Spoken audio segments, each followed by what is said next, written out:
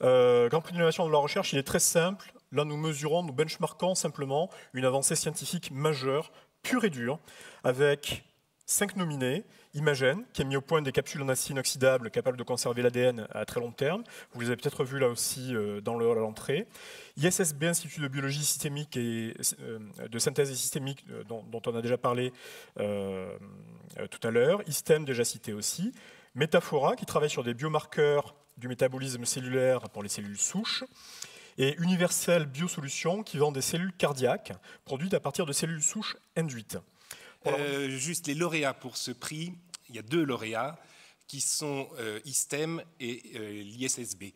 Je crois à nouveau, très sincèrement, que ce sont des constructions qu'on ne verrait pas forcément dans d'autres sites. Et je crois qu'Evry est sur ce plan source d'innovation et de création aussi en termes d'organisation des laboratoires.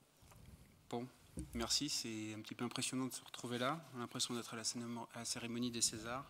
Jean-Loup Foulon, qui est le directeur de l'ISSB, ne peut pas être présent aujourd'hui parce qu'il a une contrainte très très forte. Donc il a préparé un petit discours que je vais essayer de vous retransmettre de la manière la plus fidèle possible.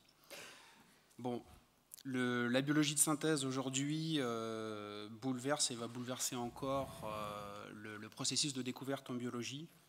Car on passe d'une science de la découverte qui décrypte le vivant à une science capable de créer, au sens large, le vivant. Et aujourd'hui, un petit peu, mais dans l'avenir encore plus, peu d'éléments de notre vie quotidienne échapperont aux conséquences de la biologie de synthèse. En médecine, en industrie chimique, agroalimentaire, environnement, Pierre en a parlé tout à l'heure. Alors, on peut d'ailleurs citer quelques réalisations concrètes en phase pré-industrielle ou qui sont encore à l'étude, mais en phase d'être concrétisées. Production de biocarburants et de produits chimiques et pharmaceutiques à partir d'usines cellulaires reprogrammées. Construction de biosenseurs et d'outils de bioremédiation pour l'environnement. Et puis conception de médicaments intelligents basés sur des circuits synthétiques comprenant à la fois un diagnostic et un traitement thérapeutique. Alors, le pari de la biologie de synthèse fait maintenant, il y a environ 10 ans sur le campus d'Evry, était très audacieux en France. Il s'agissait d'allier sur un même site formation, recherche, valorisation et développement. Et grâce à la capacité de Génopole à prendre des risques, mais aussi à pouvoir concentrer de manière unique en France des laboratoires académiques et des entreprises de biotechnologie, on peut dire aujourd'hui que le défi de lancer un programme dédié à la biologie de synthèse en France est en passe d'être relevé. Depuis sa création en 2010, l'ISSB, donc, est un laboratoire mixte CNRS Université d'Evry et appuyé très fortement par notre partenaire Génopole, a plus que doublé tant au niveau de son personnel que de ses sources de financement. Et aujourd'hui, le laboratoire est reconnu comme un centre de recherche européen majeur en biologie de synthèse.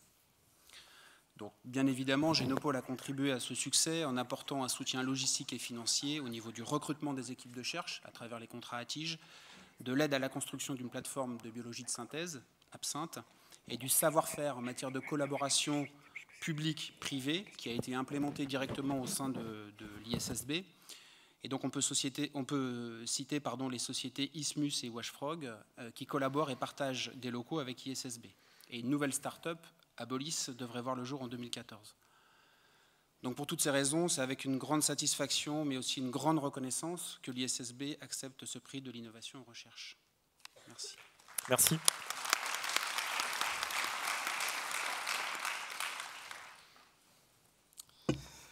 Merci.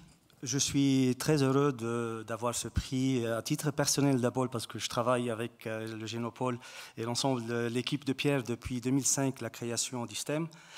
Je voudrais, au nom de Marc Puchansky, qui n'a pas pu être présent, et au nom de tous les chercheurs d'ISTEM, ingénieurs, techniciens, administratifs et supports, vous dire merci de nous donner ce prix. Juste pour rappeler que ISTEM a démarré en 2005. Il faut rappeler qu'en 2005, on n'avait pas la possibilité de travailler sur les cellules souches embryonnaires. Et en 2007, grâce à ce partenariat public avec l'INSERM et l'Université d'Evry et l'AFTM Téléthon, on a créé en fait Marc Pieczynski ISTEM en 2007. Et il faut rappeler qu'en l'espace de 7 ans, on a réussi à avoir une excellence de recherche reconnue au niveau mondial parce qu'on a plusieurs dizaines d'articles cités. Pierre, il a parlé de la peau, mais il y a aussi les neurones.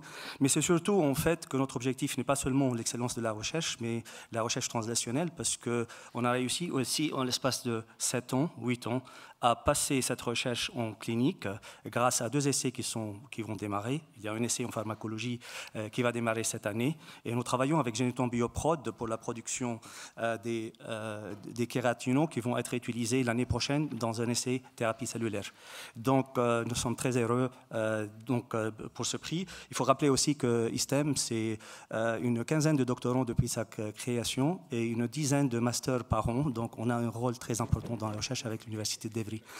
Un grand merci aussi pour les financeurs publics, notamment la région Île-de-France, le Conseil général et le Génopole, bien entendu, parce que grâce à ce soutien public, on a réussi à avoir des investissements importants, notamment en plateforme technologique, qui nous permet de faire cette recherche et de pousser surtout cette recherche vers la clinique. Merci beaucoup. Merci.